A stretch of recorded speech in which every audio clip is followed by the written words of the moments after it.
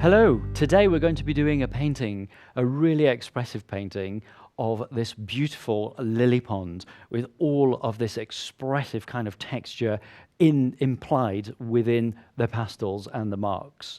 The colours are laid out in different ways along the surface here that I will show you through process how using a limited range we can actually create something as beautiful as this. So let's make a start. We're going to choose green. We've got green as a dominant colour, which is actually moving throughout the lily pond.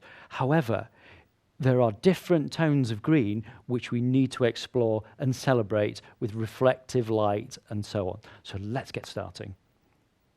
We choose a dark colour at first.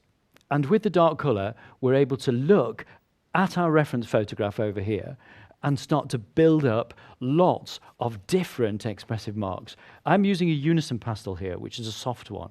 I'm working it backwards and forwards into the work on different surface areas. We're then able to sort of like sweep different strokes and marks within the surface and build up your colours in multiple layers. The surface on which I'm using at the moment is very, very juicy for grabbing different types of pastel, and you can use the pastel if you take the wrappers off, which is very, very important, because otherwise you'd just be limited to a stick, so the front end of the pastel alone. These, when you take the pastel paper off, you're able to use it like a wide brush. And that's the great thing about it. So you can get lots more expressive marks. As we move through the painting, you'll notice I bounce around with my strokes. And that is because I like to be able to use these pastels on the surface in parts as initial undercolors, and also in part they will become surface represented colour. In other words, we'll use some of them to mix other colours that we lay on top, and others will be left poking through, if you like, as the final colours to create this beautiful work. The eye will always follow the direction of the pastel stroke. If you notice in the top corner, we've got these amazing kind of light darks, which we can use to our advantage to push really dark tones into this area of rich quality. And at the bottom end, we can still use the green, but push it back with other surface qualities. The photograph looks really muddy. What we're actually doing is celebrating the light. And as artists, that's what we do. We create lots of different colour and surface texture within our work. If you notice what I'm doing here as well is just using the tip, turning the pastel, twisting it to the side, feeling the edges and the tones. In nature, there really isn't anything to do with like a wire, you know, like a wire coat hanger. There isn't anything like that. What everything is relating to tone. If we have a quick look, if we zoom in on this sort of area, we can actually see around here, I have actually used tone of colour, small sections, to place and imply the line, the framework round the object, which is actually the lily leaf. We've used enough dark for now. We're going to use another colour, another tone of green. It's a lighter green. We start to use this over the top of the other colours to blend the colour together. Notice what I'm doing here is looking very carefully at the photograph. The eye will always follow the direction of the pastel stroke, thus implying the shape. So as we work these together, using a hard pastel this time, this one is actually I do believe it is a Rembrandt pastel. And you can see by feeling our way through this, picking out the different shapes, how the colours merge and blend one next to the other. I use Pastel Fixative as well to layer our colour. That's very useful. I don't use hairspray because the nozzle on the hairspray is much too sort of raw. And for most manufacturers of our fixative, they've really developed the nozzle so they don't spatter too much. Keep moving the different tones, and we can pick out and layer over the top these different effects of green. We don't want to be lazy with our pastels. When we pick one colour, we keep moving it throughout. I work vertically as well, so that any pastel will fall downwards, thus you don't get this smearing of your work. And you can keep standing back and having a look at what you're doing, and thus you can see how it's going to look at exhibition. Let's look at this one in the center. It's a bit weak, so we're going to strengthen it up.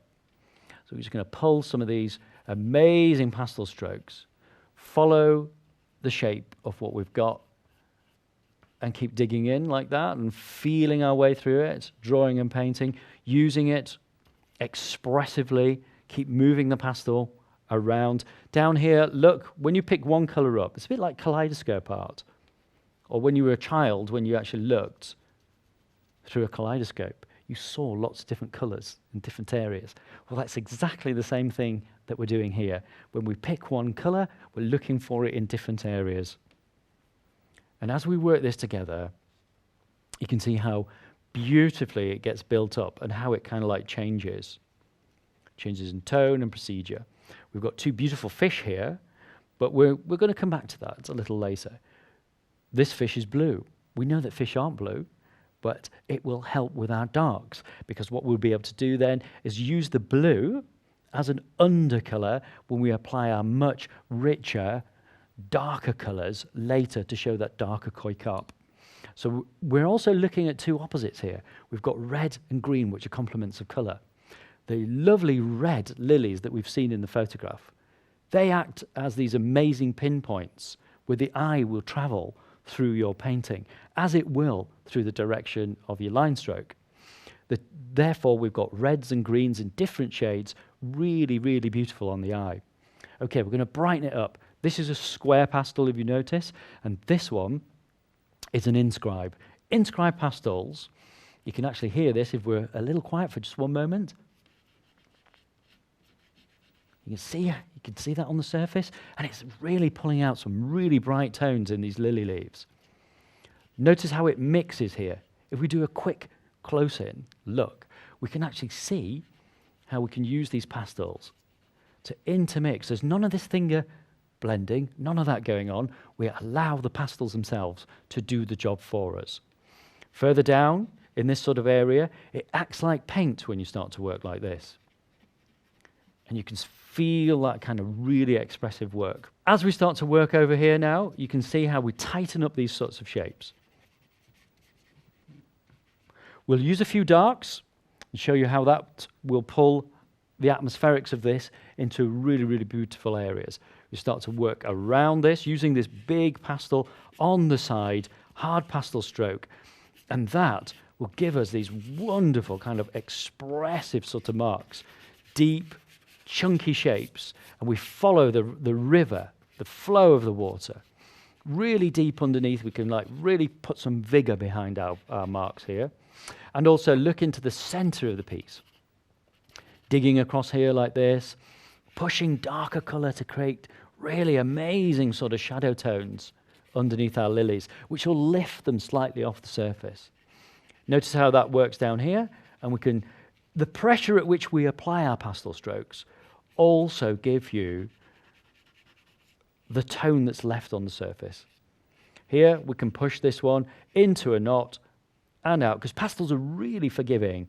So therefore we can guide our way through where we're going to be actually producing these extra tones within the area, using the tops of the pastel, the tips, the edges, and also the side strokes, as we've done down here. Really rich. We can put the fish under the water by working across the surface. So that sends it further back, which is where it needs to be.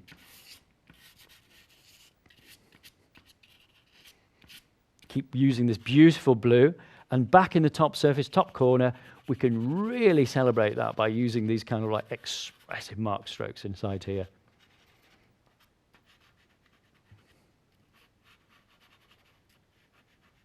Now, we just have a quick overview. You can kind of see how the painting is having shapes which are being pushed back and forward.